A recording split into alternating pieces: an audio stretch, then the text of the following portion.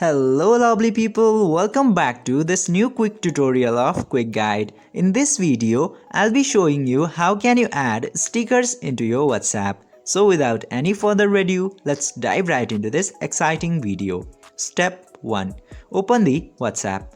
Firstly, you have to open your WhatsApp application, and after opening the application, just simply select any of your chats here. And after selecting the chats, you can see this smiley icon into the bottom left corner. Just simply tap into that. Step 2.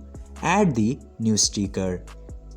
Now after tapping to the smiley icon, you just simply have to select the sticker button here, and after tapping there, simply click into this plus icon. Now you just simply have to select any of the sticker that you like and download it. And after downloading the sticker, it will start appearing into your sticker section. By following these very easy steps, you can also download any of these sticker into your WhatsApp.